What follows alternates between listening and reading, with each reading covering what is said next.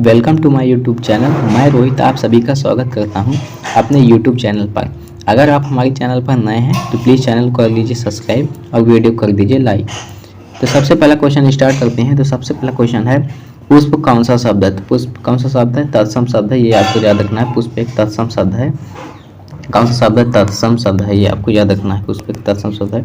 Next question है, ख्याल कौन सा शब्द है? तो ख्याल एक विदेशज शब्द है। कौन सा शब्द है? विदेशज शब्द है। ऑप्शन नंबर 20 का करेक्ट आंसर हो जाएगा विदेशज। नेक्स्ट क्वेश्चन है, ये सभी क्वेश्चन पूछे हुए प्रश्न हैं। तेंदुआ कौन सा शब्द है? तो तेंदुआ एक विदेशज शब्द है। ऑप्शन नंबर ए इसका करेक्ट आंसर हो जाएगा देशज शब्द। गोल विशेषण है, तो गोल एक कौन सा विशेषण है? गुणवाचक विशेषण है, ये आपको याद रखना है। कौन सा विशेषण है? गुणवाचक विशेषण है, आपको याद रखना है। ऑप्शन नंबर सी इसका करेक्ट आंसर हो जाएगा। नेक्स्ट क्वेश्चन है, कोई विशेषण है, तो कोई कौन सा विशेषण है? कोई एक सर्वनामिक विशेषण है। ऑप्शन नंबर 20 का करेक्ट आंसर हो जाएगा सर्वनामिक विशेषण। नेक्स्ट क्वेश्चन है, तुम जा रहे हो, ये कौन सा काल है? तो तुम जा रहे हो, ये कौन सा काल है? वर्तमान काल है, ये आपको याद रखना है। ऑप्शन नंबर ए इसका करेक्ट आंसर हो जाएगा वर्तमान काल। तुम जा रहे हो, ये कौन सा काल है? वर्तमान काल है, ये आपको याद रखना है, वर्तमान काल है। नेक्स्ट क्वेश्चन है, नाक कौन सा लिंग है? तो नाक एक स्त्रीलिंग है। ऑप्शन नंबर 20 का करेक्ट आंसर हो जाएगा स्त्रीलिंग।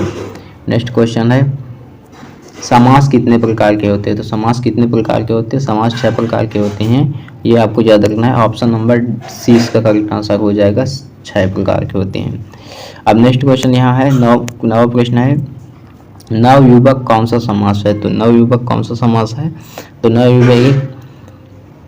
नवयुवक एक कर्मधारय समास है। ऑप्शन नंबर ए इसका करेक्ट आंसर हो जाएगा कर्मधारय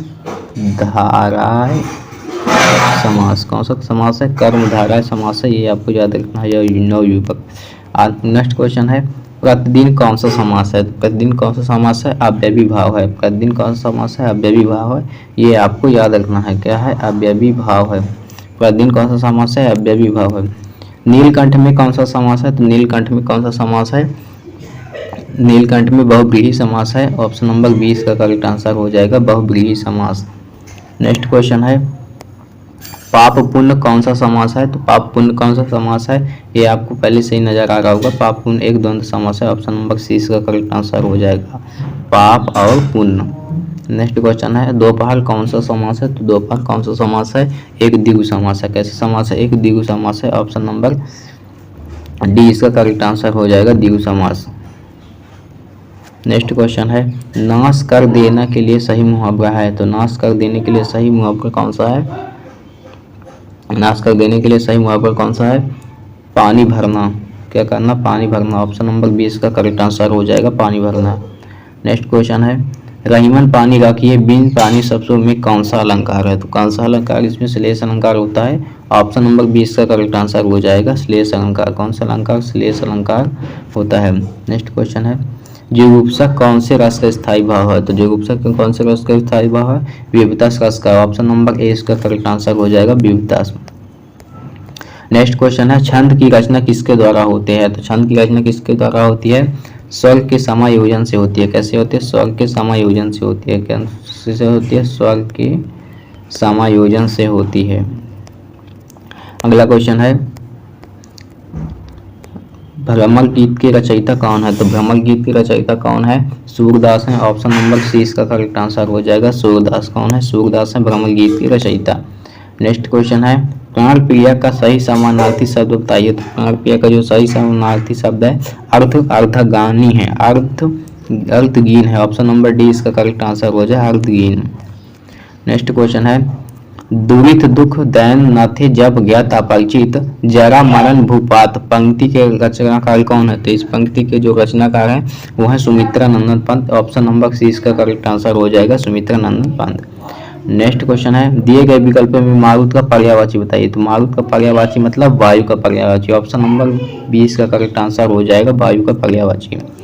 नेक्स्ट क्वेश्चन है 22 नंबर क्वेश्चन देखिए, सुहाग के नुपुर के रचयिता है। तो सुहाग के नुपुर के रचयिता कौन है? निराला है। ऑप्शन नंबर सी इसका करेक्ट आंसर हो जाएगा निराला। नेक्स्ट क्वेश्चन है, ए आई ओ आओ कौन सा स्वर है? तो कौन सा स्वर है ये?